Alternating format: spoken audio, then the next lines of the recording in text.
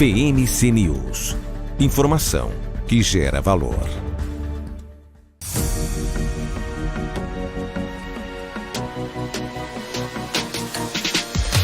BMC News. Informação que gera valor.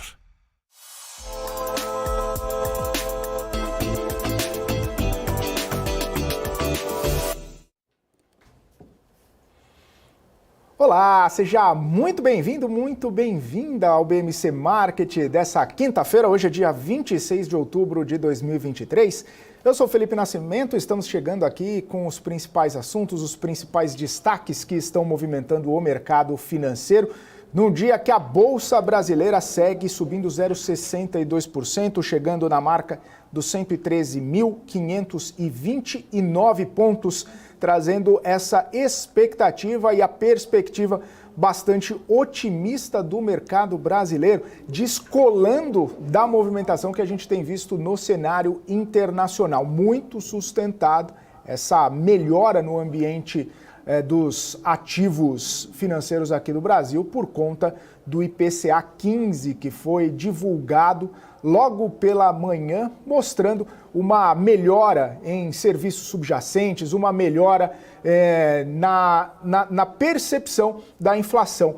0,21% de alta no IPCA 15 da última leitura do último mês de IPCA 15, 0,35%, ou seja, um arrefecimento da inflação. Por mais que ainda esteja num patamar de alta, a inflação ainda está arrefecendo aqui no Brasil, o que acaba trazendo uma perspectiva otimista para os ativos mais ligados à inflação, mais sensíveis ao juro também, no momento em que a curva de juro aqui no Brasil vai fechando, vai arrefecendo, principalmente na ponta mais longa. A gente vê os DIs futuros chegando a cair na casa de 1,6%, 1,5%, trazendo uma perspectiva de um melhor ambiente para as empresas que acabam tendo o seu custo de capital muito atrelado às taxas de juros, principalmente aos DIs mais futuros.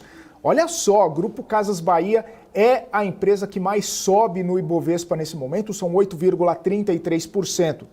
Tá certo que a empresa acabou tendo vários desafios, perdeu muito valor de mercado ao longo dos últimos tempos por conta de todo o cenário mais turbulento para o varejo, mas hoje, especificamente, a gente vê uma movimentação bastante forte do varejo. Casas Bahia, Carrefour, Magazine Luiza, outras empresas do setor varejista como Pets, como varejistas de moda também, lojas Renner, Guararapes, enfim, uma série de empresas do setor de varejo de moda. Também está essa série de empresas em elevação nessa quinta-feira. Além disso, a gente vê outras empresas também mais relacionadas ao setor interno, a gente vê construção civil, a gente vê aviação, a gente vê empresas também do setor financeiro subindo, setor de shoppings, enfim, o cenário, mais atrelado ao cenário doméstico acaba estando um pouco mais otimista. O pessimismo que a gente vê aqui no Ibovespa é mais relacionado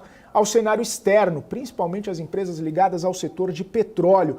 O petróleo tem caído no cenário internacional, chegou a ser negociado na casa dos 87, 88 dólares o barril, num arrefecimento do conflito lá no Oriente Médio. Por mais que tenham notícias ainda de bombardeios, de incursões, inclusive, por parte de Israel dentro do território palestino, do território da faixa de Gaza, a gente percebe que ainda não escalou esse movimento. E o mercado está muito de olho nisso, o mercado está de olho numa possível escalada desse conflito, justamente para reprecificar os seus ativos e reprecificar, inclusive, o próprio preço das commodities. Inclusive, no começo da semana, a gente viu um pouco de pessimismo em relação ao petróleo por conta, e um aumento, consequentemente, no preço do petróleo, por conta de uma possibilidade de escalada do conflito, quando entra na disputa, quando entra na roda de discussão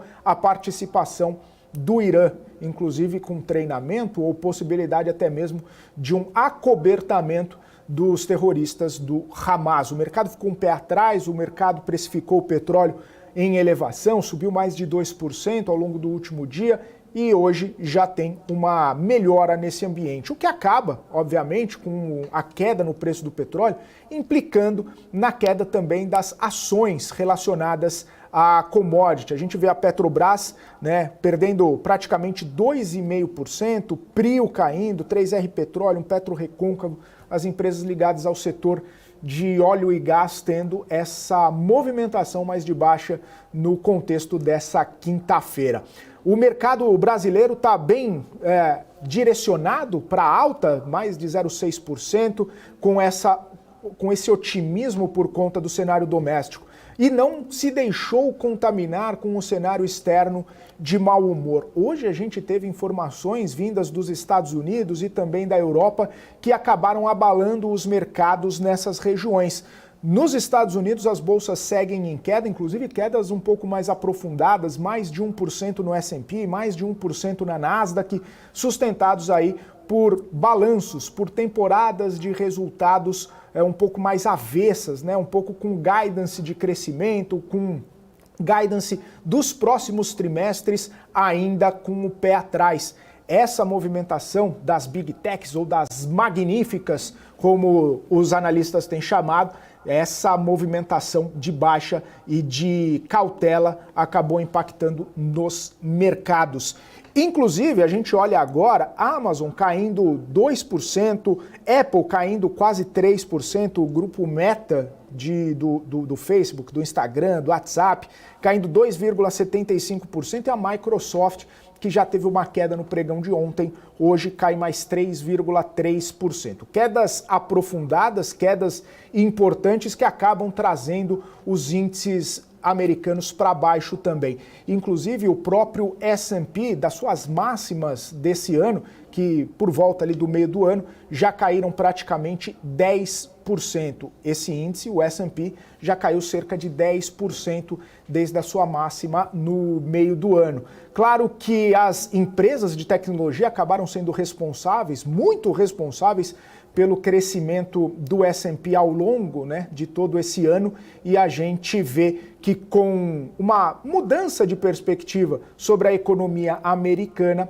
acaba trazendo também a mudança de perspectiva por parte dos analistas, reprecificando os ativos, reprecificando as ações e trazendo uma venda um pouco mais forte desses ativos que talvez já estejam com múltiplos um pouco mais elevados. É o cenário das bolsas americanas. Claro que tem também, e a gente fica monitorando, toda a movimentação por parte do Federal Reserve, ou pelo menos a expectativa de uma movimentação do Federal Reserve, não necessariamente de elevação de juros neste momento, na reunião da semana que vem, mas pelo menos uma fala um pouco mais hawkish, uma comunicação um pouco mais dura diante dos dados econômicos que saíram recentemente. Hoje, inclusive, o PIB americano atingiu 4,9% de crescimento no terceiro trimestre, um crescimento muito acelerado, um crescimento que não se via nesse nível de aceleração desde 2021. Um crescimento bastante forte, um crescimento bastante importante, que traz, inclusive, alguns questionamentos a respeito do crescimento econômico e da capacidade de trazer novamente a inflação de volta para a meta dos 2%, ou pelo menos uma tentativa, ou pelo menos uma convergência da inflação mais próxima da meta de 2% lá nos Estados Unidos. Um crescimento bastante forte, um crescimento importante na economia americana, principalmente dessa atividade de 4,9%, e a gente percebe que isso coloca alguns pontos de interrogação na trajetória da política monetária do Federal Reserve. A gente tem falado aqui, né? Talvez não nessa reunião da próxima semana, talvez na reunião de dezembro haja algum tipo de movimentação, mas o Federal Reserve está muito atento, dado após dado, indicador após indicador do que pode acontecer, justamente para, primeiro, né, não trazer um pessimismo generalizado para o mercado, para, inclusive, não trazer uma desancoragem das expectativas do mercado. Por mais que Jerome Powell, nas últimas aparições e nos seus últimos discursos, tenha dito que vai analisar dado a dado e que talvez o nível de restrição não esteja tão alto assim, ou que talvez não tenha chegado ao fim do ciclo de aperto monetário. Claro que os investidores ficam monitorando toda essa situação, porque o juro americano acaba sendo um trigger bastante importante, principalmente nas reprecificações. E o juro americano, quando a gente olha para a curva e não necessariamente para os Fed Fund Rates, a curva de juros lá nos Estados Unidos segue bastante elevada. Inclusive, foi por isso que houve hoje, agora há pouco inclusive, um grande leilão de títulos públicos americanos. Foram mais de 38 bilhões de dólares em títulos de 7 anos lá nos Estados Unidos, saindo numa taxa de cerca de 4,9%. É uma taxa bastante elevada ainda, mas foi uma forma encontrada pelo Banco Central, né, pela Secretaria de Tesouro dos Estados Unidos, de tentar trazer um pouco ou fechar um pouco essa curva de juro. Acompanhar, né, e ver essa movimentação do leilão do Tesouro americano foi crucial, é muito importante por conta desse montante e também do vencimento. São 7 anos, né? Um período em que os rendimentos têm atingido as máximas desde 2022 e aumentando aí a volatilidade, impactando os mercados, as moedas, as ações, impactando tudo. Inclusive, nesse momento, a gente visualiza aqui que essa taxa de 7 anos já está em 4,87, reduzindo um pouco, inclusive, sobre o tamanho, né, do prêmio pago pelo Tesouro americano nesse leilão de título público de 7 anos. O de 10 anos, depois, né, de toda essa movimentação, ou ao longo de toda essa movimentação de leilão de título público, também fechou, também arrefeceu e agora opera na casa dos 4,85%. Chegou ao longo de hoje, chegou a bater os 4,98, 4,99, quase tocando novamente nos 5%, né? E aí, depois do leilão, ao longo dos últimos minutos, a gente vê a curva fechando um pouco mais, fechando essa curva e tirando um pouco desse prêmio, arrefecendo um pouco os ânimos por lá. Claro que a gente vê, né, essa movimentação dos títulos americanos e tem ocorrido alguns movimentos importantes que devem ser destacados, principalmente a venda de muitos títulos por parte da China, por parte do Japão, por parte da Arábia e até mesmo o próprio Federal Reserve tem feito venda dos seus títulos, né? O Federal Reserve deixou de comprar, na verdade, alguns títulos e deixar de comprar acaba trazendo essa perspectiva de mais prêmio e deixando, né, para o mercado controlar essa curvatura ou controlar essa pedida de prêmio. Então, um movimento bastante importante que está acontecendo lá nos Estados Unidos e, pelo menos da parte do juro, acaba até mesmo trazendo um pouco mais de tranquilidade para os investidores. Tem o outro lado, que eu acabei de comentar, que é a respeito da própria movimentação de cautela, de aversão ao risco por parte dos resultados das empresas que estão sendo bastante movimentados ao longo dos últimos dias. Olhando para a curva de juro americana e voltando para essa conversa, voltando para essa discussão, o próprio Jerome Powell, o presidente do Fed, e outros dirigentes do Fed têm falado que a curva de juros acaba sendo um mecanismo, um instrumento de aperto monetário que não necessariamente o Federal Reserve precisa elevar Fed Fund Rates para controlar um pouco essa política monetária. Não precisa necessariamente subir os juros para restringir a atividade, para restringir um pouco mais a economia. Essa movimentação dos títulos mais longos acaba trazendo toda essa perspectiva de um aperto monetário, justamente porque o mercado está se regulando, o mercado está trazendo mais aperto lá para os Estados Unidos. E agora são 2 horas e 47 minutos. Eu já vou chamar nosso convidado para repercutir um pouco mais sobre essas questões que eu tenho trazido aqui, que é o Gabriel Barros, economista-chefe da Rio Asset, já está aqui conosco. Gabriel, seja muito bem-vindo aqui ao BMC Market. Muito boa tarde, bem-vindo à nossa programação. Boa tarde, eu que agradeço o convite, sempre um prazer. Gabriel, estava falando, né, a respeito dessa movimentação da curva de juro americana e a gente viu, né, um leilão bastante forte de títulos públicos acontecendo agora há pouco, trazendo um pouco mais do fechamento da curva por lá. O Fed Fund Rate está bastante restritivo, a taxa de juros mais longa acaba sendo bastante restritivo também, e a gente sente os impactos de tudo isso nas expectativas, inclusive nos mercados. Como que você está vendo essa política, né, e colocando um gancho também do PIB americano que a gente viu hoje sendo bastante forte, traz alguma expectativa de mudança na postura ou mudança no comportamento do Banco Central na semana que vem? Bom, vamos lá, sua pergunta fácil, né? Pergunta difícil é dessa. Eu acho assim, os membros do Fed, há cerca de 2 semanas atrás, a gente tem percebido que eles têm dado uma sinalização, digamos, mais na direção de pausar, né, na próxima reunião. Então, eles basicamente estão dizendo que esse juro americano mais alto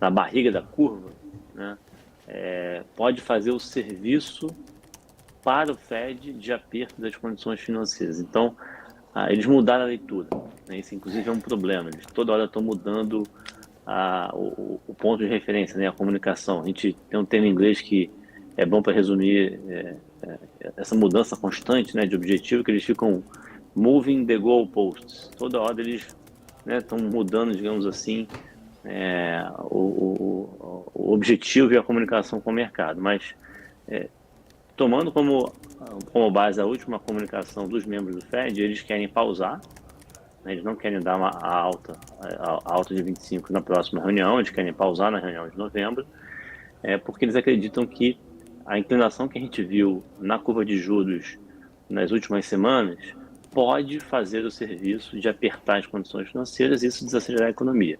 Mas isso é uma expectativa dos membros do Fed. Eles também falaram que, se isso não acontecer, o Fed vai ter que voltar a subir os juros.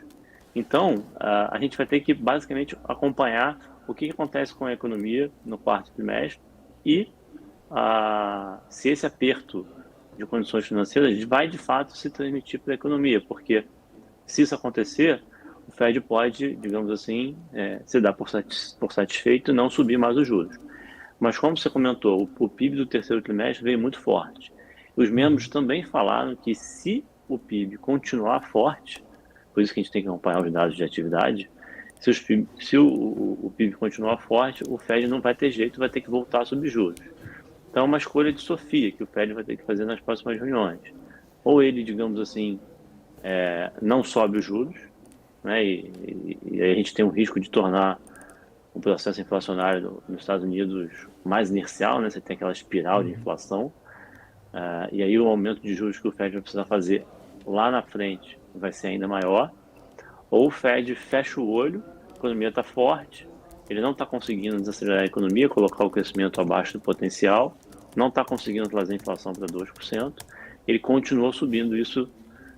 Os dois cenários entregam um hard landing, né? Um pouso que não é suave para a economia americana, só que a diferença é o timing, né? No segundo caso, esse pouso que não é suave, ele é mais rápido, no primeiro caso demora um pouquinho mais. Então, na situação mais complicada para o Fed, a gente vai ter que acompanhar os dados de atividade econômica e como é que o Fed está enxergando esse aperto de condições financeiras, se isso está se transmitindo para a economia ou não. Aparentemente não está, pelos dados do PIB que a gente viu hoje. Gabriel, e aí a grande questão é a seguinte, né? O Federal Reserve monitorando, né? E como sempre fala, dado a dado, olhando, vendo essa pujança da economia, de olho na inflação que não arrefece, ou que não está arrefecendo, e com esse grande dilema, né? possivelmente não aumenta agora, e aí talvez com os dados mais fortes teria a difícil tarefa de fazer um aperto monetário em dezembro.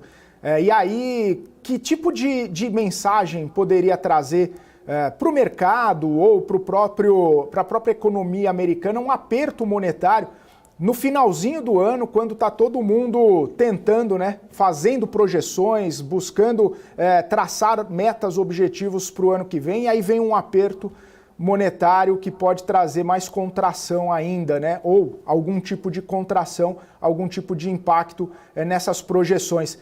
Passa um mau recado se isso acontecer? Se isso acontecer, basicamente a gente vai ter um 2024 bem desafiador, né, do ponto de vista global, principalmente para emergentes, né? Olhando aqui para o Brasil, por exemplo, linkando essa decisão com o Brasil, se de fato o Fed subir os juros, assim, muda tudo, né?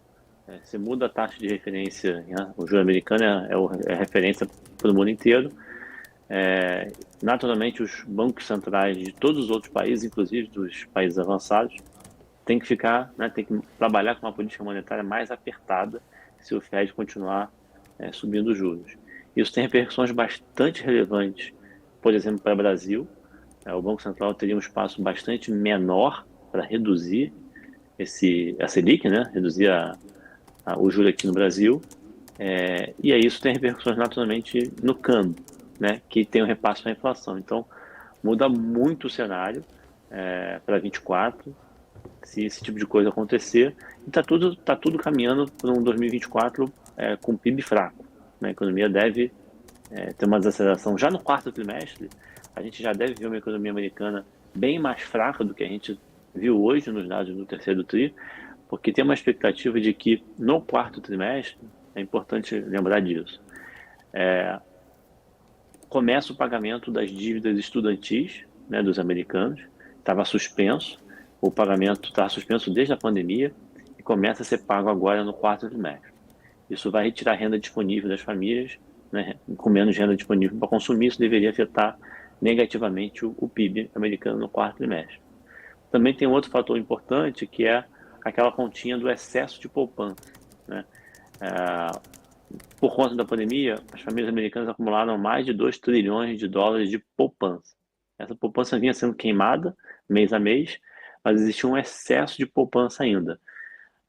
Várias métricas, várias estimativas mostram, inclusive a minha mostra, que em setembro foi o último mês onde a gente tinha esse excesso de poupança. A partir de outubro, ou seja, outubro é o primeiro mês do quarto trimestre, a gente não teria mais esse excesso de poupança que estaria ajudando o consumo das famílias americanas. Então, sim, no quarto trimestre, já deve ter uma perda bastante grande de dinamismo da atividade econômica nos Estados Unidos, que deve continuar em 24. Então, para 24, no final de 23, mais o que a gente consegue enxergar para 24, é um cenário macroeconômico bastante desafiador, e no meio disso tudo tem essas confusões geopolíticas acontecendo. Um grande peso, né, e uma grande expectativa talvez negativa, né, com tudo que está acontecendo. Ô Gabriel, olhando agora para o Brasil, né, claro que a gente sente muitos impactos e a gente, como gostam de dizer, é o rabo que é abanado pelo cachorro.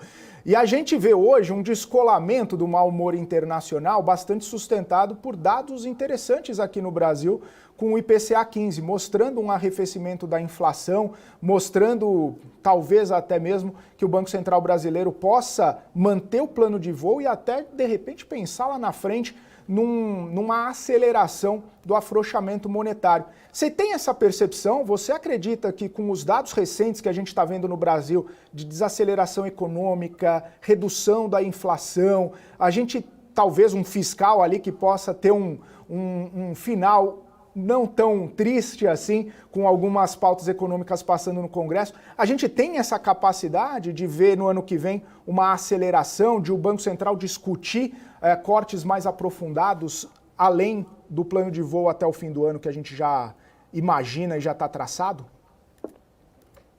Mais uma pergunta difícil, vamos lá.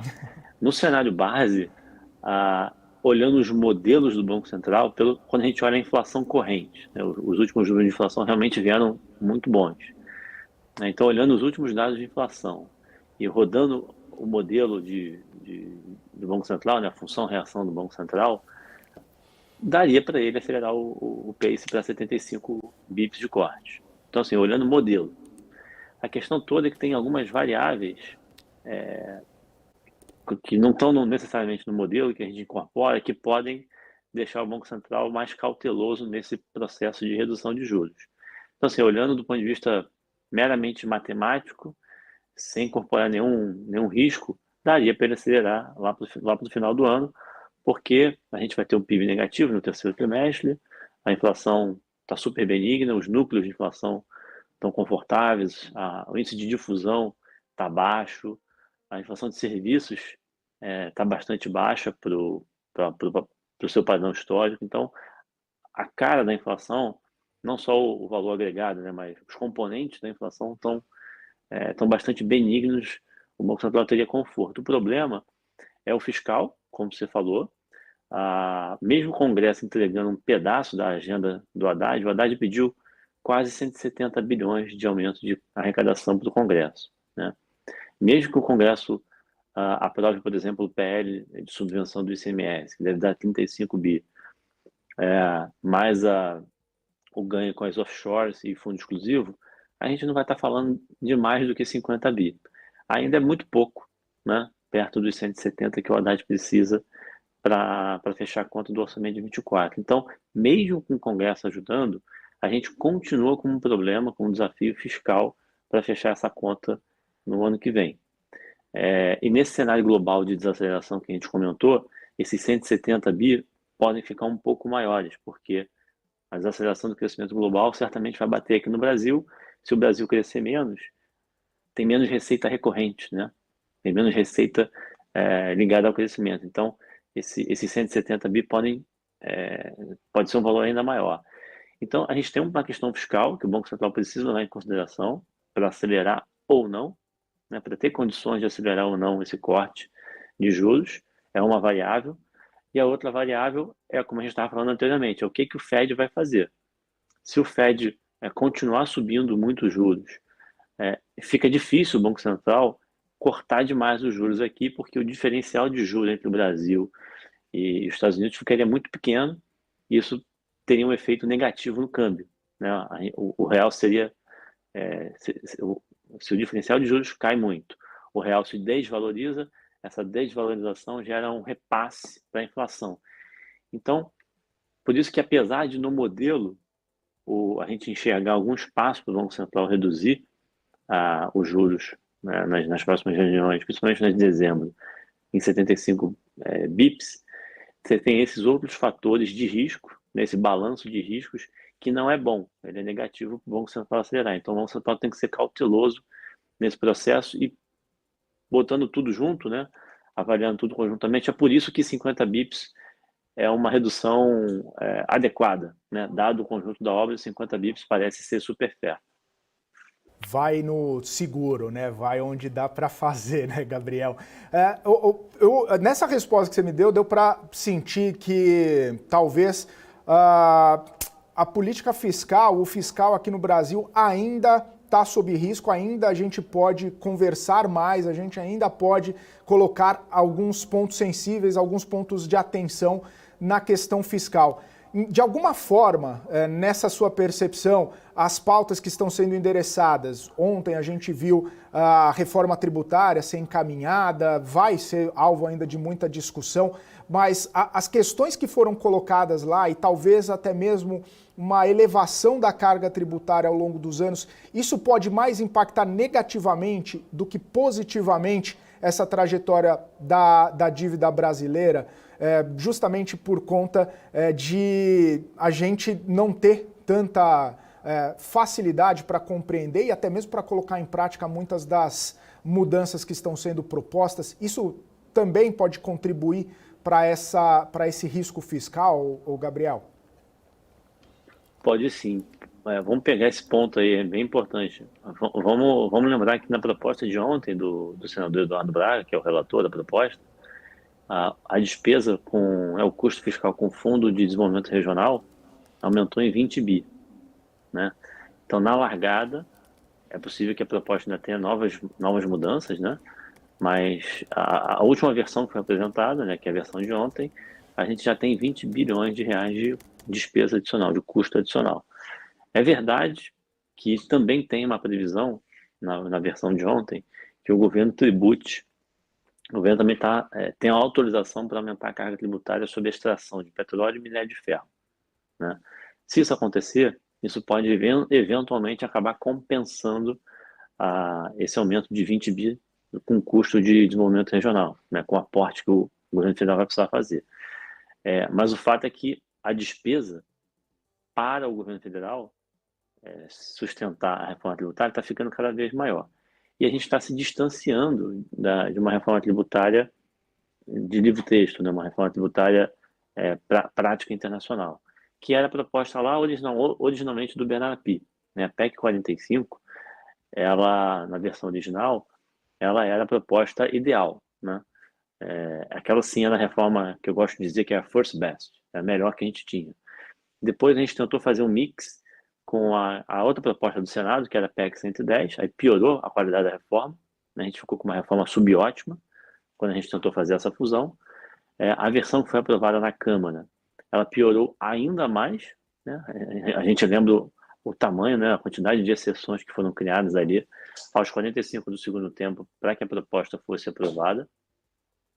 Então teve uma terceira rodada de piora ali na aprovação da Câmara, e a quarta rodada de piora, que eu brinco que é a quarta divisão, a gente está indo com a proposta, uma proposta de quarta divisão, que é a proposta que foi feita ontem, que também incorpora algumas novas exceções. Então, assim, a proposta está se distanciando cada vez mais do ponto de referência, que é a PEC 45. Isso é relevante porque não há um gosto de economista, né? Quanto mais distante dessa reforma ideal, menor o efeito sobre o crescimento da economia, menor o efeito sobre a produtividade, né? Então, pior fica o output, né? O ganho dessa reforma. Então, eu acho que mesmo com o avanço da reforma tributária, que tem problemas, a gente continua com um problema fiscal grave. E apesar da reforma tributária ter tantos problemas, eu ainda acho que ela é melhor do que não aprovar nada, né? O nosso sistema atual é tão ruim que mesmo essa reforma com tantos problemas, por incrível que pareça, ainda dá para dizer que ela é melhor do que o sistema atual que a gente tem. E aí eu brinco que é uma reforma tributária, a apresentação de ontem é a reforma tributária que é a cara do Brasil. A cara do Brasil é ser um aluno nota 5. O Brasil nunca é um aluno nota 9, nota 10, é um aluno nota 5. É o mínimo para passar de ano. Então, essa é a reforma tributária que foi apresentada ontem. Ela está longe de ser ideal, tem um monte de problema, pode ser que piore, né, que a gente vire um aluno nota 4, 3, e aí pode chegar um momento em que não vale mais a pena seguir com ela, mas a última versão que foi apresentada ontem mostra um pouco dessa mediocridade que a gente se acostumou no Brasil, né? A gente está acostumado a sempre ir no meio do caminho, fazendo as coisas de forma subótima. Você avança numa direção, você dá um passo à frente, um outro passo atrás. Um passo à frente, outro atrás. Então, infelizmente, a reforma tributária, apesar de ir na direção correta, ela tem problemas, mas ainda assim é uma reforma meio nota 5. Gabriel, a gente discutiu mais cedo, né, inclusive com o Felipe Salto, a respeito dessa proposta de reforma tributária, e eu queria ouvir sua opinião, obviamente, para tentar entender uma questão. O API falou que talvez seja melhor fazer do jeito que está, e até mesmo com as exceções, com todas essas modificações ao texto original, que você falou, quanto mais se distancia, não necessariamente vai ficar melhor, mas pode trazer menos impacto. Ele falou, talvez seja melhor fazer desse jeito do que não fazer. O Salto, ele discorda, ele fala que é melhor não fazer do que fazer mal feito. Qual time, né, que você joga? É claro que é uma provocação, mas às vezes é melhor tentar fazer algo feito é melhor do que perfeito. Como que é essa percepção, né? Já que quanto mais mudanças, quanto mais longe da proposta original, menos impacto a gente conseguiria sentir ou menos melhorias a gente conseguiria perceber? Então, é um bom ponto. É meio frustrante do ponto de vista intelectual, né, quando a gente vê algumas agendas andando de forma menor, né, de forma dilatada ao que a gente gostaria que de fato fosse. Mas, infelizmente, isso é reflexo do sistema político, né, da sociedade que a gente tem. Né? A Realpolitik é o que entrega o resultado das reformas. E isso vale não só, estou falando isso porque isso vale não só para a reforma tributária, né? A gente viu, por exemplo, na agenda de privatizações. Não foi o ideal, né? Tiveram problemas. Nenhuma reforma, quando cai no Congresso, a gente consegue aprovar o first best ou o second best, né? A versão subótima. Então, eu acho que avaliar com esse mindset, né, com esse pano de fundo, com essa premissa, vai acabar travando a gente de fazer praticamente todo e qualquer avanço. O importante é tentar marginalmente, eu diria que eu estou mais inclinado a acreditar que mudanças marginais, ainda que distantes do que seria o ótimo, são positivas. Está claro que não está longe de ser o ideal, não é o ideal, mas é melhor do que não fazer. E eu acho que a reforma, com todos os problemas que tem, ela ainda, pode ser que mude durante a implementação, mas ainda entrega um saldo positivo. Então ela está longe realmente, a gente está se distanciando da reforma ideal, mas ela ainda entrega algum ganho de produtividade, algum ganho de redução de sonegação, algum ganho de crescimento potencial da economia. Mas, de fato, ela está se distanciando bastante do que seria o modelo ideal, mas eu acho que é melhor fazer o possível. É claro que o possível a gente tem que qualificar, e esse possível, como sendo uma reforma nota 5, eu acho que vale a pena seguir em frente, e a gente já viu isso em outras reformas. A agenda de privatizações foi mais ou menos assim, não foi o ideal, né? Não dá para a gente ser purista, no fundo é isso que eu estou querendo dizer. A reforma da Previdência, mesma coisa, ela não foi o ideal, né? A gente não tem um regime de capitalização, né? Continuou o regime de repartição com o que foi possível fazer. Então, eu acho que, assim, historicamente, a história de reformas no Brasil mostra que, se a gente conseguir, ao longo do tempo, entregar reformas marginais, incrementais, o país demora muito, mas ele vai melhorando. Idealmente, a gente gostaria que reformas de qualidade superior fossem aprovadas. Mas aí é uma restrição que não está na nossa mão, né? Uma restrição de sociedade, uma restrição política sobre a capacidade de se criar consensos no Congresso Nacional. E aí é uma restrição que a gente não consegue mudar no curto prazo. Então, é o que a gente tem para hoje, né? É esse Congresso aí, é esse consenso que foi possível de ser alcançado. E, por enquanto, vamos acompanhar as próximas rodadas, mas, por enquanto, eu acho que o saldo ainda é maior, ainda é mais positivo do que manter o regime tributário atual, que é muito ruim. Perfeito. Gabriel, agradeço sua participação, obrigado por estar aqui com a gente nessa tarde e volte sempre. Uma ótima quinta-feira para você. Eu que agradeço, sempre um prazer. Sempre um prazer. Gabriel Barros, economista-chefe da Rio Asset, aqui com a gente. Pois é, né? A gente fica se questionando, né, se é melhor fazer desse jeito ou com as mudanças, tentando abrigar sugestões, propostas, alterações que são feitas pelos parlamentares e até mesmo, de repente, até alguns grupos de interesse um pouco mais alinhados a fazer essas mudanças ou mais ávidos por fazer essa mudança do que deixar de fazer uma reforma tão importante, tão necessária aqui para a economia brasileira, para a tributação brasileira. Todo mundo vai acabar sofrendo algum tipo de impacto dessa reforma ou não reforma tributária. Claro que a gente vai continuar monitorando os próximos passos, vendo, né, como que vai se comportar toda essa situação ao longo dos próximos dias, porque, como a gente muito bem trouxe aqui, foi a proposta inicial feita pelo relator, senador Eduardo Braga. Isso vai ser amplamente debatido, amplamente discutido, colocado em votação no Senado, e por ter sido feita a modificação no Senado, muito provavelmente vai voltar para a Câmara dos Deputados para ratificação dos deputados federais, para colocar, evidentemente, na mesa do presidente Lula para posterior sanção. São 3 horas e 12 minutos, eu estou acompanhando aqui a movimentação do mercado financeiro, o Ibovespa sobe mais de 1%, contrariando o cenário internacional de mau humor, mais carrancudo, mais pesado. O Ibovespa segue leve, sobe 1%, tocou e chegou nos 114 mil pontos e está sustentando 114.021 pontos nesse momento. Eu vou para um rápido intervalo, daqui a pouquinho eu estou de volta. Mais notícias do mercado financeiro, mais entrevistas, continue com a gente. PMC News. Informação que gera valor.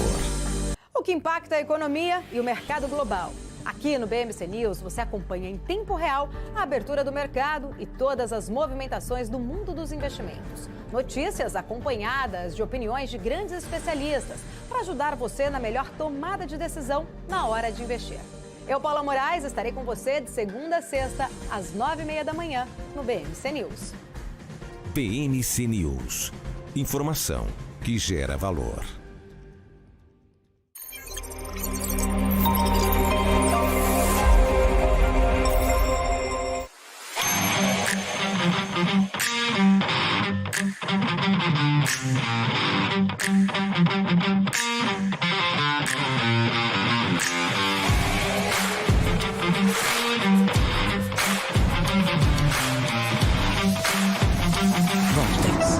Beyond.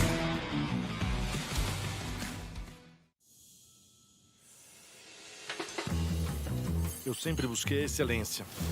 Para mim, dar o máximo é o mínimo. Poder contar com quem me entende. Tá aí uma coisa essencial pro meu sucesso. Aqui a gente encara seus desafios como se fossem nossos. A excelência do BTG está em cada detalhe que faz sentido para você. Sua trajetória merece essa experiência. BTG Pactual. Dê um BTG na sua vida. Regenerar. Dar nova vida a algo. Melhorar. Restaurar. Ressignificar. Regerar. Gerar outra vez. Nós existimos para regenerar. Regenerar o planeta A. Porque não existe planeta B.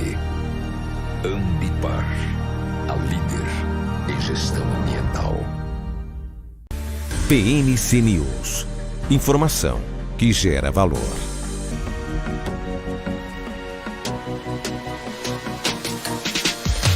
PMC News. Informação que gera valor. Muito bem, estamos de volta aqui na nossa programação BMC Market ao vivo, nessa quinta-feira, 26 de outubro de 2023. São 3 horas e 15 minutos e a gente vai acompanhando esse desenvolvimento do mercado, vai acompanhando inclusive a melhora no ambiente para o Ibovespa, subindo mais de 1%, 1,11%, chegou e está sustentando a casa dos 114 mil pontos, em elevação 114.085 pontos, com uma melhora, inclusive, na percepção a respeito da Vale. Só para a gente lembrar, né, os investidores que estão nos acompanhando nessa quinta-feira, daqui a pouco, depois do fechamento do mercado, tem os resultados da gigante do setor de mineração, muito aguardado esse resultado da Vale. Inclusive, a gente já teve, né, alguns resultados operacionais, foram trazidos sobre produção de minério de ferro, produção de pelotas, produção de cobre, produção de lítio, enfim, uma série, né,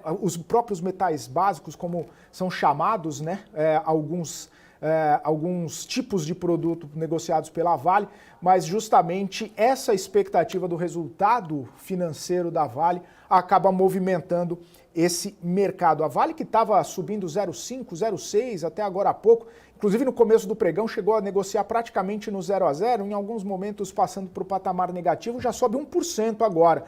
Por quê? Agora há pouco, né, foi divulgado, né, uma informação de bastidor de que durante essa divulgação do resultado da Vale, vai ter o anúncio também de cerca de 2 bilhões de reais de dividendos extraordinários. E isso, obviamente, poderia trazer algum tipo de melhora na perspectiva para a companhia e, claro, para os investidores da companhia. Ainda não se sabe exatamente qual vai ser o valor por ação, né?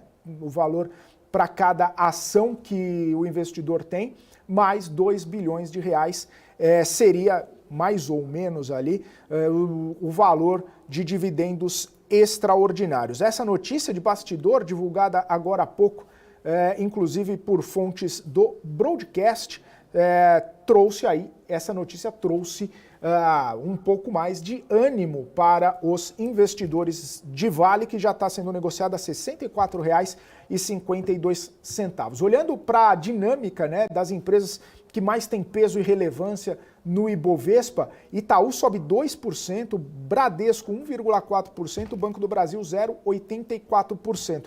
A Vale, como eu disse, subindo agora 0,9%, perdeu um pouco dessa força. Petrobras é a única empresa, né, com grande peso e relevância que segue em queda 1,94%.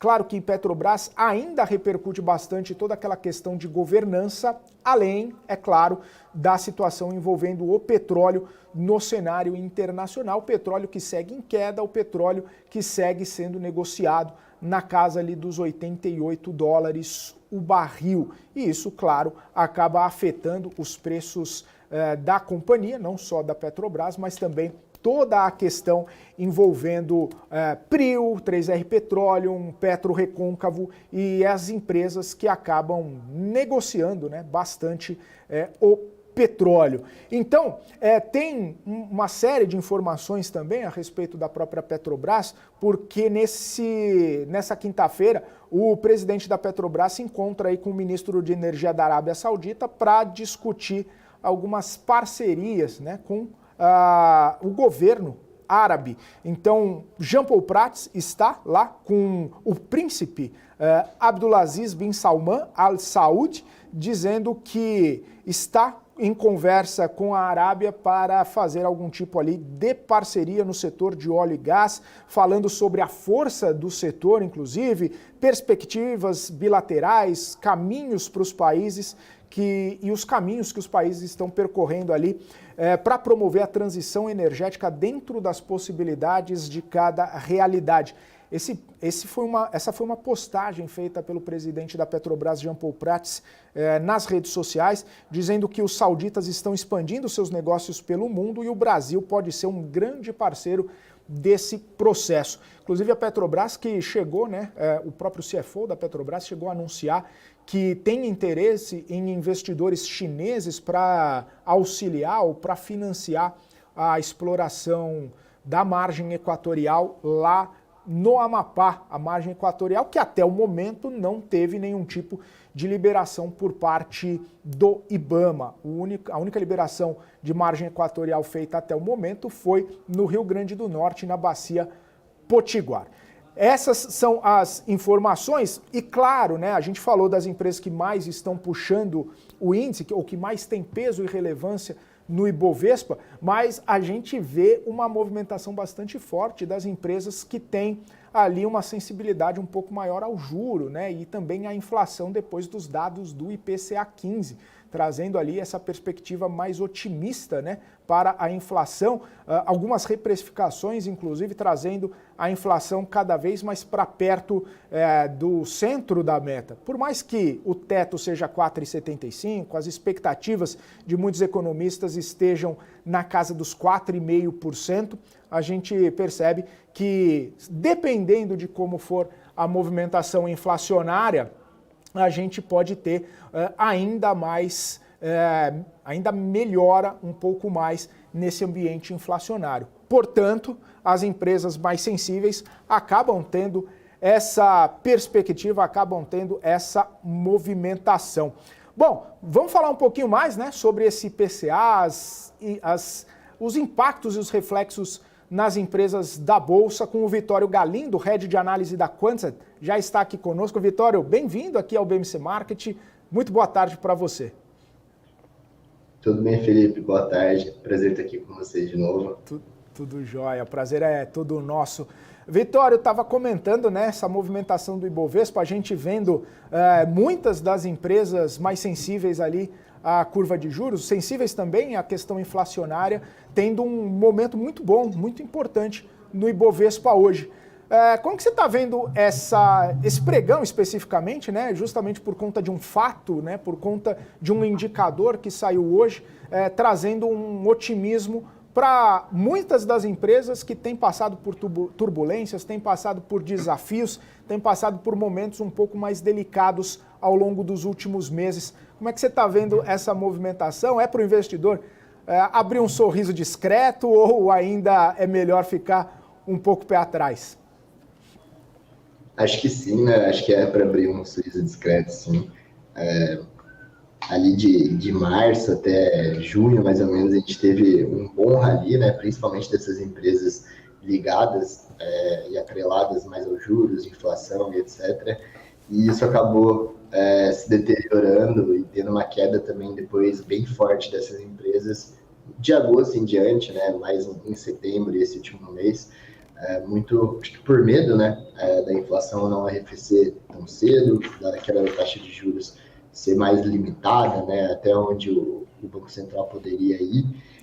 Curva de juros também que vinha caindo semanas e semanas e semanas, depois disso começou a subir de novo, né, a curva acho que diz muito sobre a visão do mercado, a visão dos investidores sobre essa questão dos juros, inflação e etc. E agora a gente vê esse arrefecimento que eu acho que sim, para pelo menos dar um sorrisinho, comemorar um pouquinho, né, ter uma felicidade ainda que momentânea com os lucros dessas empresas, e acho que é um bom sinal, né? Eu fico animado, a gente tem bastante empresa aí com a nossa carteira recomendada que é atrelada aos juros, setor de construção civil, de varejo, etc., que hoje estão reagindo bem, né, e bem forte, com uma boa sinalização aí com esse dado do IPCA. Você tocou em dois setores, né, que estão reagindo bem, né, construção civil, varejo. Deixa eu começar com varejo e todo mundo se pergunta, né, que fim pode ter o varejo ou que novo recomeço pode ter o varejo depois de muitas empresas chegarem a cair praticamente 90%, 95%. Tem uma saída, Vitório? Você vê, né, uma reestruturação, uma possível diferenciação desse setor que sofre com margens comprimidas, com concorrência, né, com lojas físicas ali um pouco mais escanteadas. O varejo se reinventa, o varejo se renova. Qual seria, na sua percepção, um futuro próximo aí para o varejo para tentar sair um pouco dessa situação desafiadora? Acho que é muito caso a caso, nicho a nicho, né? Dando um exemplo, né? O setor de eletrônicos, eletrodomésticos ali, acho que são os cases mais falados, né? Magazine Luiza, a própria Casas Bahia e Americanas. Acho que nesse setor, assim, tá muito difícil ver a luz no fim do túnel, tá muito difícil ver se vai ter uma consolidação, se ele vai conseguir se reerguer. Eu acho que essa é a parte mais complicada do varejo como um todo, né? E não só isso, né? Acho que, assim, do ponto de vista operacional, até vamos dizer que não foi tão ruim assim. O problema dessas empresas foi muito a questão de alavancagem, endividamento e alocação de capital errado, né? Várias dessas empresas, por exemplo, fizeram bilhões e bilhões de aumento de capital quando as coisas estavam bem, né? E acabaram investindo em negócios, em empresas, em iniciativas que não deram retorno, né? Isso não só destruiu o capital, como hoje em dia está prejudicando o operacional delas, está prejudicando a estrutura de capital, o resultado financeiro, com os juros mais altos, fica muito caro a dívida dessas empresas. Então, assim, eu não vejo essa situação se resolvendo tão cedo. Acho que a gente teria que ter uma melhora operacional assim, muito, mas muito forte para sustentar esse custo financeiro dessas empresas hoje. Então, não fico animado, tá?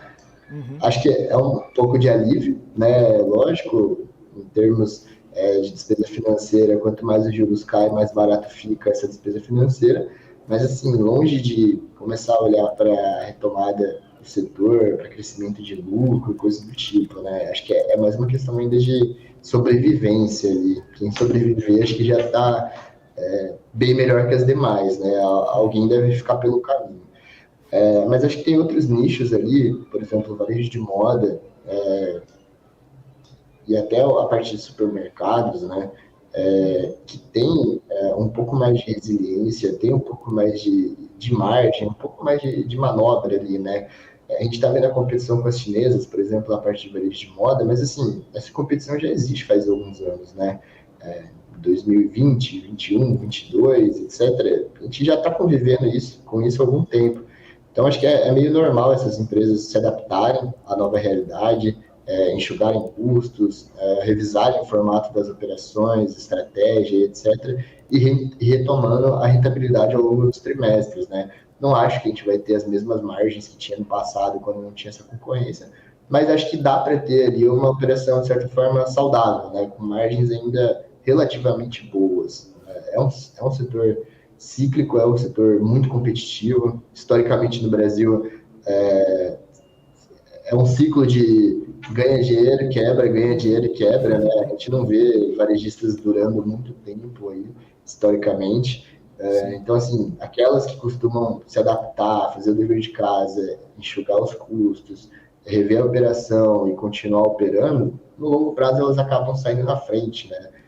Exemplo, uma Guararapes, uma Renner, são empresas aí com décadas e décadas de história e com lucratividade, né? Então, eu acho que essas empresas ela têm capacidade de se adequar e se adaptar a esse novo ambiente de competição, né? Talvez leve um tempo, talvez os resultados não sejam mais tão bons quando eram antigamente, mas algum resultado elas devem gerar, na minha opinião.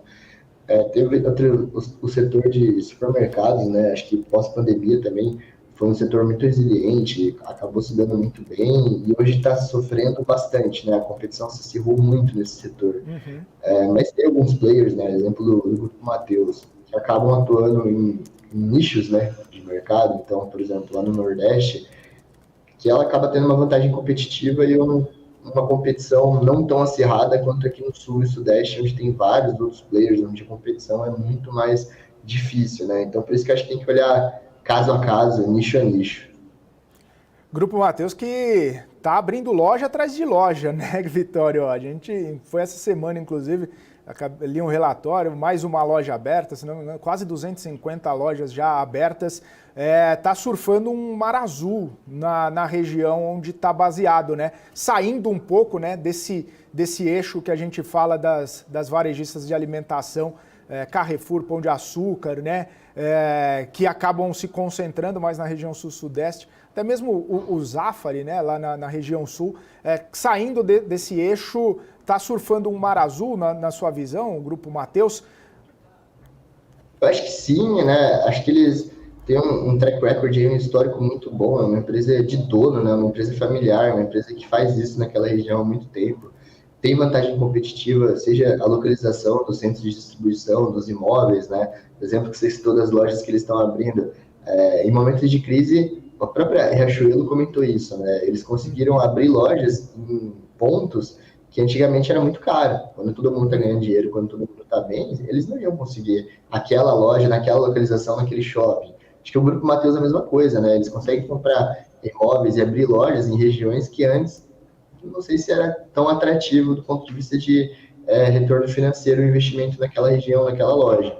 Então, acho que eles estão surfando ali um mar azul. É muito mais difícil para as pequenas empresas nesses momentos de crise, né, que não têm acesso ao mercado de capitais, não conseguem tomar dívida eu não vou dizer barato, porque não está barata a dívida, mas assim, com certeza hoje o custo da dívida do Grupo Mateus é muito menor do que daquela empresa que tem 10 lojas numa região, um balanço extremamente apertado, não tem um estoque grande, não consegue negociar com o fornecedor. Então, assim, acho que é uma vantagem grande deles. É um case que me anima e, assim, a gente olha para os últimos 2 trimestres, né?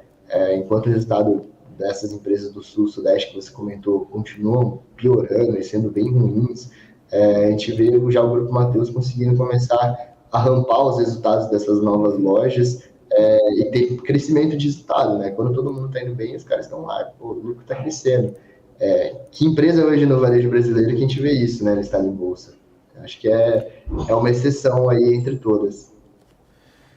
Pois é. Ô, Vitório, você comentou, né? Custo da dívida, alavancagem, que tem sido uma pedra no sapato de muitas das varejistas, principalmente daquelas da primeira resposta, né? Mais ligadas ao e-commerce, mais ligadas ao comércio eletrônico. Inclusive, algumas dívidas aí que a gente está vendo, né? Algumas captações, a gente está vendo ali um prêmio bastante elevado, né?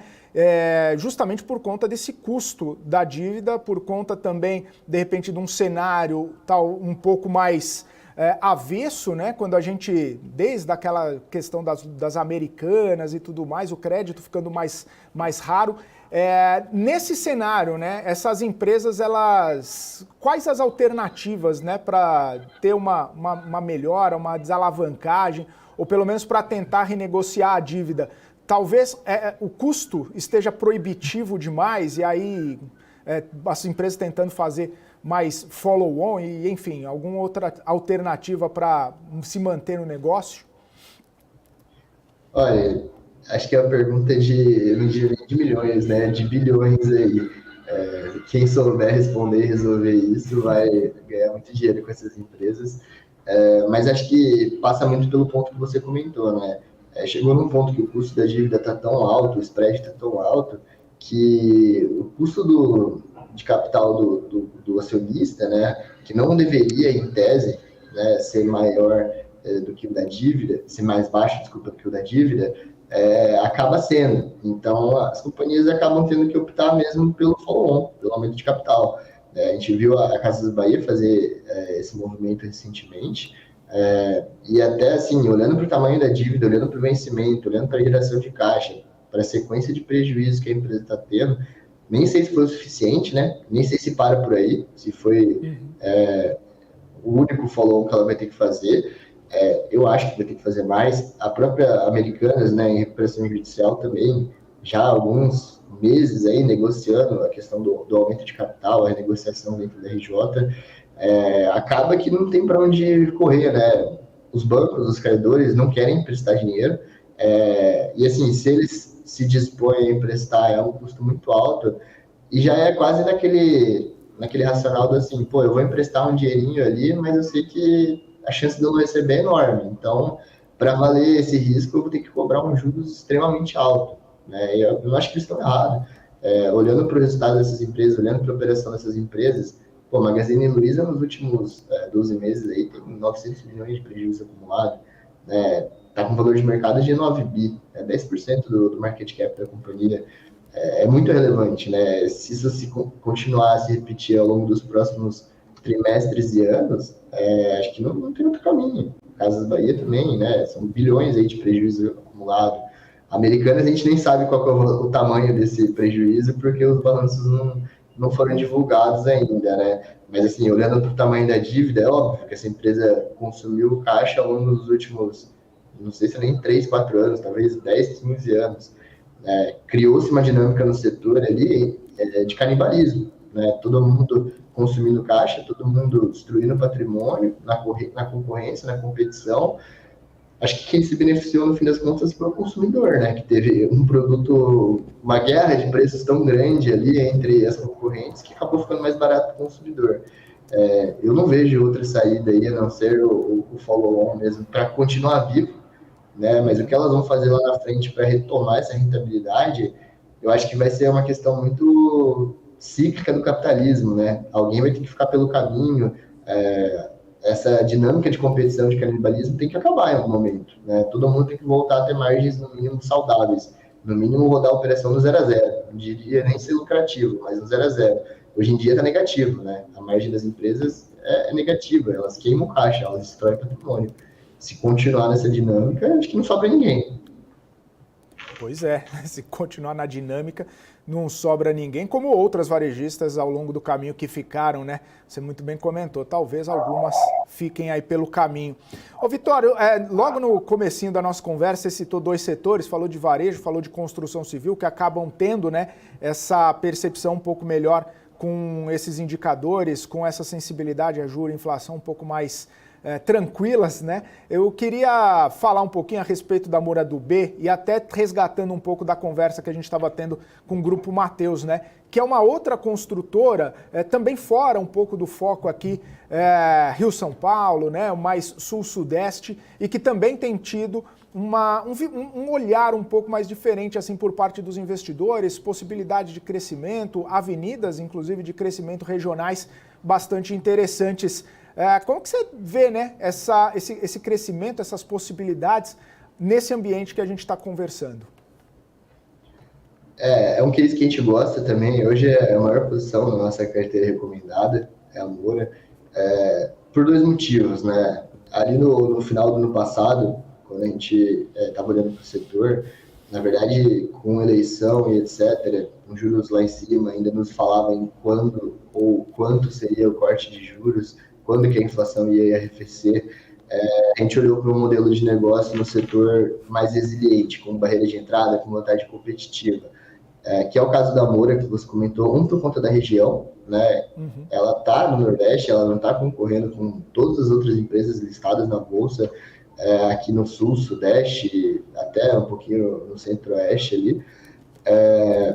Isso animou a gente, né? Um outro ponto, acho que a segunda barreira de entrada que a gente via nela é o modelo de negócio dela de condomínio. É um pouco diferente da incorporação tradicional e tem menos risco de capital, né? Então, a empresa ela não precisa ir lá se endividar ou fazer algum tipo de movimento para captar dinheiro para poder fazer a incorporação tradicional. Ela cobra uma taxa de administração em cima do projeto, né? O risco de capital é total dos investidores, não dela. Ela nada mais é do que uma prestadora de serviço. Então, assim, a gente via que se o mercado voltasse esse ano a acelerar, a se reaquecer as vendas, os lançamentos, né? Que a empresa estava vendo ali, desse para retomar, ela ia partir para essa parte de incorporação e se aproveitar dessa vantagem dela de estar lá no Nordeste, navegando. Não é sozinha, né? Tem vários players regionais ali, mas com muito menos competição do que as empresas do Sul-Sudeste. Afinal, ela é a única listada em bolsa, ela é a única que consegue captar dinheiro, né, de uma forma mais fácil, consegue expandir, lançar mais fácil do que as empresas de capital fechado, empresas familiares, regionais, etc. Então, a gente via isso como uma vantagem competitiva dela. E caso contrário, caso a gente tivesse um ano de desaceleração mesmo, que as empresas parassem de lançar, não tivessem dificuldades em vender aquilo que já está no estoque delas, que já está no portfólio delas, ela conseguiria lançar alguns projetos na modalidade de condomínio, e isso ia fazer com que, mesmo no cenário ruim, ela gerasse caixa, ela tivesse, né, uma geração de caixa suficiente para pagar a despesa da holding, né, a despesa administrativa da empresa como um todo. Então, provavelmente, ela não destruiria capital, ao contrário das demais, né, que estariam aqui no Sul e Sudeste, tendo que parar os lançamentos, ia diminuir a geração de caixa, ia ficar com o estoque parado, ia gerar um ciclo vicioso aí pela frente. Então, por isso que a gente gosta dela, a gente acha que ela tem essas duas vantagens competitivas que animam bastante.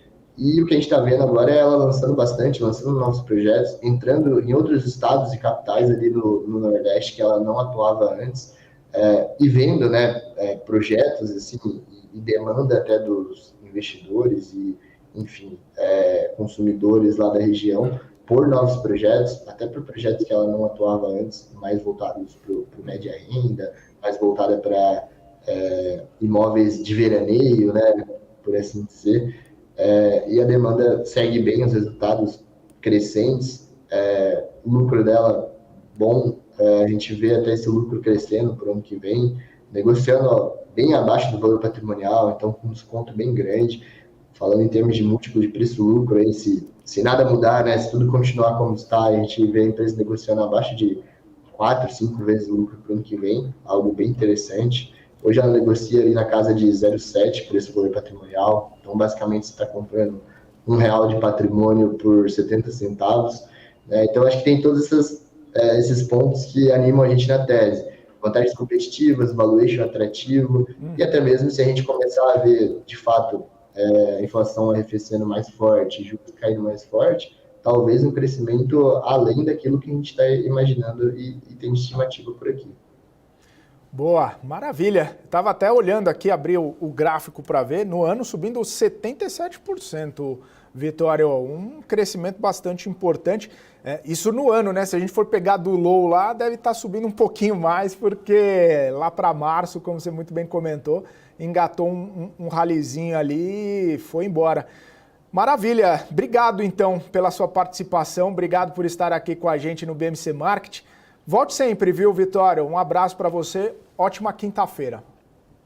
Um abraço, Felipe. Ótima quinta-feira para você. E precisando aí, só chamar. Um prazer estar aqui com vocês. Pode deixar, o prazer é todo nosso. Obrigado, Vitório. Obrigado, o time da Quantity, que está sempre aqui com a gente. Ele que é head de análise da Quantity, Vitório Galindo, trazendo essa visão, né, bastante importante a respeito de Moura do B. A gente está com ela subindo hoje, só para a gente ter uma percepção, 2,7% de crescimento de Moura do B nessa quinta-feira, depois dos números aí de inflação, depois de todo esse fechamento da curva de juros, que segue caindo, viu? Ó, tem trecho DI aqui, ó, DI 2027, caindo 2,11%, os DIs mais longos, né?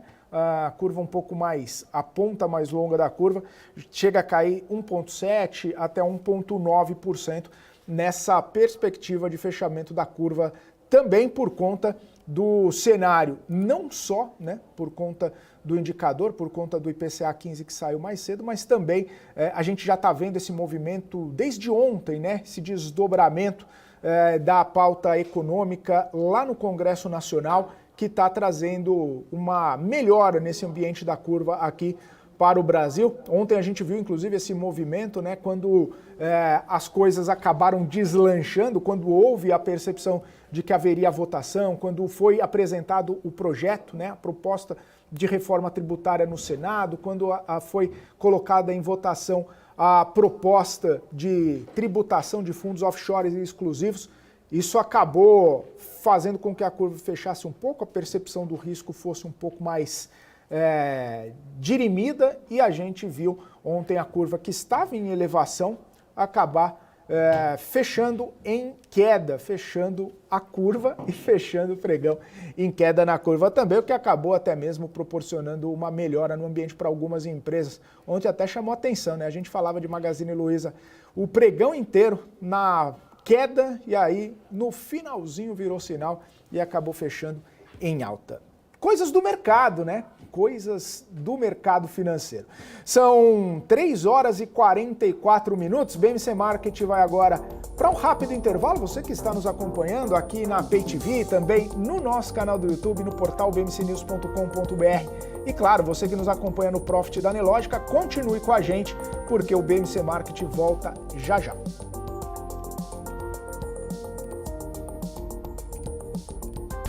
BMC News. Informação que gera valor. O que acontece no mercado financeiro no Brasil e no mundo está na BMC News. São 24 horas de programação para ajudar o investidor na melhor tomada de decisão. Independência e jornalismo sério. Não estamos plugados em nenhuma instituição financeira. Isso nos dá liberdade de levar a informação sem nenhum viés, sem conflitos de interesse. Ser a ponte entre as notícias, empresas, especialistas e os investidores. Tudo de uma forma dinâmica e com uma pitada de bom humor. Informação que gera valor, você sempre vai encontrar na BMC News.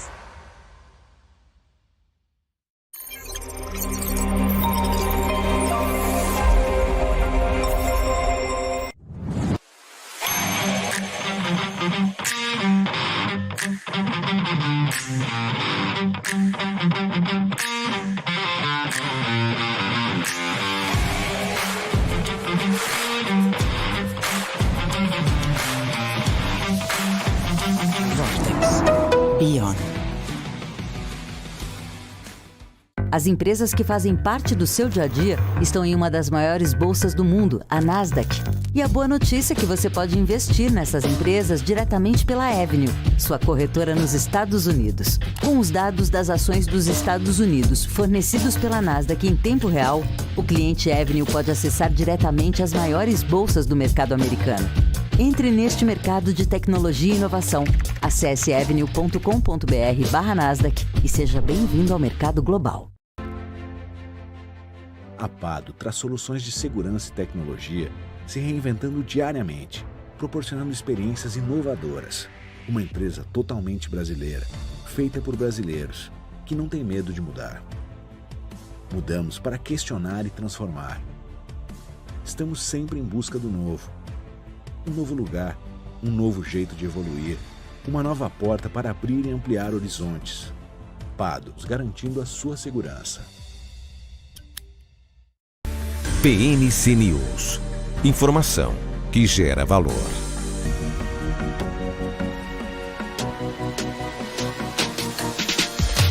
PMC News. Informação que gera valor.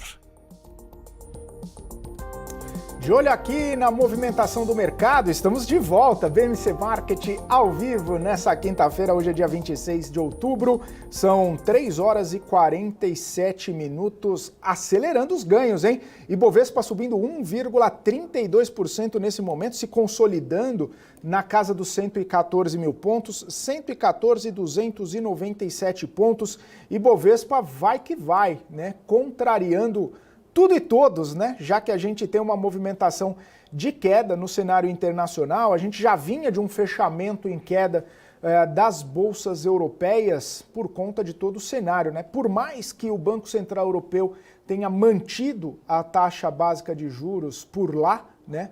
Em 4%, inclusive noticiado, trazido, inclusive algumas falas da Christine Lagarde por conta da desaceleração da economia, um arrefecimento da inflação que chegou a bater picos históricos ao longo de 2022 e está numa trajetória descendente, por mais que ainda esteja muito fora da meta, a inflação está cedendo por lá. Desaceleração econômica, inflação para baixo, todos os desafios da Europa estão agora sendo monitorados e a Christine Lagarde manteve a taxa de juros por lá, obviamente ela e toda a diretoria do Banco Central Europeu mantiveram a taxa de juros por lá no mesmo patamar depois de 10 altas consecutivas, desde o fim do ano passado, alta atrás de alta no juro lá do Banco Central Europeu e agora prometendo monitorar. Mas como eu dizia, né, a gente já vinha desse mau humor nas bolsas europeias por conta de números das companhias, por conta de balanços mais frágeis das companhias, inclusive algumas das grandes empresas europeias trazendo perspectivas negativas, fechando em patamares negativos por conta de todo o ambiente adverso que segue sendo posto para as companhias.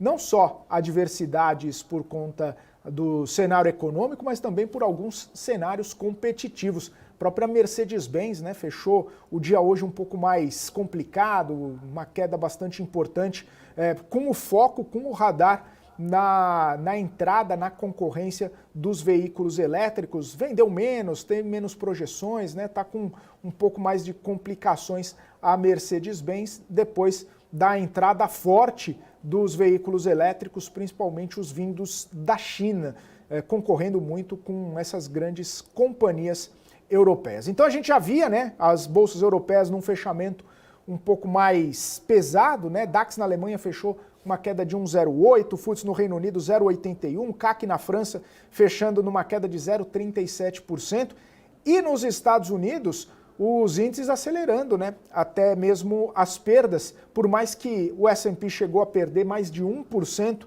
ao longo do pregão de hoje, agora está caindo 0,66%. Dow Jones cai 0,25% e a Nasdaq 1,18%. Claro que a Nasdaq, por ser, né, uma bolsa mais voltada para o setor de tecnologia, com as companhias mais ligadas a esse segmento fazendo parte dela e, obviamente, essas empresas caindo, a Nasdaq acaba sofrendo um pouco mais. Apple agora cai 2,10%, a Amazon 1%, Google 2%, Meta 3,3%. O cenário para as Big Techs e as gigantes do setor de tecnologia, como que dizem? As magníficas do setor de tecnologia, porque aí não é mais FANG, né? De Facebook, de Amazon, de Apple, de NVIDIA e de Google, né? Ainda tem umas outras nessa meiuca aí, mas as magníficas, as 7 grandes do setor de tecnologia, seguem um pouco mais pesadas, não pelos resultados ruins, né, porque acabaram vindo em linha com o esperado pelo mercado, mas talvez por guidances, por informações de um futuro não tão ilustre assim pela frente, essas empresas sentindo um pouco do peso vendedor dos seus investidores. Então o Ibovespa segue nessa contramão, né? Olhando para trás e vendo os índices americanos, olhando para trás e olhando os índices lá da Europa também, o Ibovespa vai surfando a sua alta de mais de 1%. E como eu dizia aqui, né, o que acaba puxando, né, esse índice mais para cima são justamente as empresas ligadas ao setor de varejo, de construção, setor financeiro e também alguns outros ali de tecnologia, setor de shopping, setor educacional, empresas que acabam sendo um pouco mais sensíveis a todo esse cenário, né, de juro, esse cenário de inflação e o cenário de uma melhora no ambiente fiscal.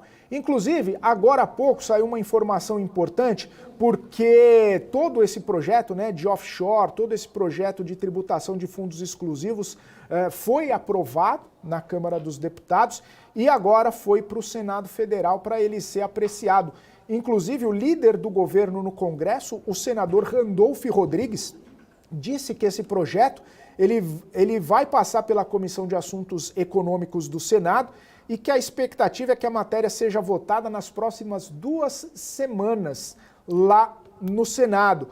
Diz que o presidente Rodrigo Pacheco, os demais líderes se comprometeram a encaminhar esse projeto para cá e designar o relator e aprovar esse projeto antes do prazo final da vigência da medida provisória, que é em meados de novembro. Portanto, comecinho de novembro na semana que vem, meados de novembro daria mais ou menos umas 3 semanas. E o senador Randolph Rodrigues dizendo que nas próximas 2 semanas, ainda na primeira quinzena de novembro, os senadores devem aprovar na Comissão de Assuntos Econômicos e também no plenário do Senado essa versão que foi encaminhada para a Câmara, dizendo aí que o governo vai trabalhar para que o texto aprovado na Câmara não seja alterado no Senado, para que o texto possa ser encaminhado diretamente do Senado para a sanção presidencial, para não correr o risco também da medida provisória caducar e não ter, obviamente, o risco de voltar para a Câmara, ficar aquele vai e volta que acaba trazendo algum tipo de piora, né, nas expectativas por conta de todo esse vai e vem e muita discussão e alterações no texto. Enfim, tudo aquilo que a gente está vendo em várias outras pautas que estão em andamento no Congresso. Portanto, offshore e fundos exclusivos no Senado nas próximas 2 semanas, segundo o líder do governo no Congresso, o senador Randolph Rodrigues. São 3 horas e 55 minutos, eu vou ficando por aqui. Hoje o BMC Market vai ficando por aqui. Você fica agora com o closing, com o Maurílio Goldner já chegando por aqui, grandes convidados. Eu volto amanhã a partir das 2h30 da tarde. Obrigado pela audiência, obrigado pela companhia. Forte abraço, até amanhã. Tchau, tchau.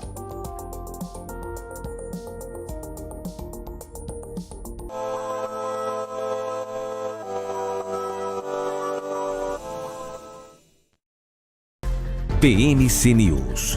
Informação que gera valor. O que impacta a economia e o mercado global. Aqui no BMC News você acompanha em tempo real a abertura do mercado e todas as movimentações do mundo dos investimentos. Notícias acompanhadas de opiniões de grandes especialistas para ajudar você na melhor tomada de decisão na hora de investir. Eu, Paula Moraes, estarei com você de segunda a sexta, às 9h30 da manhã, no BMC News. BMC News. Informação que gera valor. Mercado de capitais, o motor dos negócios no mundo. Há 20 anos a Capital Aberto vive esse universo, informando e formando você. Agora começa um novo capítulo. Uma capital mais dinâmica, assertiva e completa. Notícias, análises, entrevistas, cursos. Em um mundo generalista, somos especialistas. Conteúdo e formação feitos do mercado para o mercado. Capital aberto, feita de dentro. O que acontece no mercado financeiro no Brasil e no mundo está na BMC News. São 24 horas de programação para ajudar o investidor na melhor tomada de decisão. Independência e jornalismo sério. Não estamos plugados em nenhuma instituição financeira. Isso nos dá liberdade de levar a informação sem nenhum viés, sem conflitos de interesse. Ser a ponte entre as notícias, empresas, especialistas e os investidores. Tudo de uma forma dinâmica e com uma pitada de bom humor. Informação que gera valor, você sempre vai encontrar na BMC News.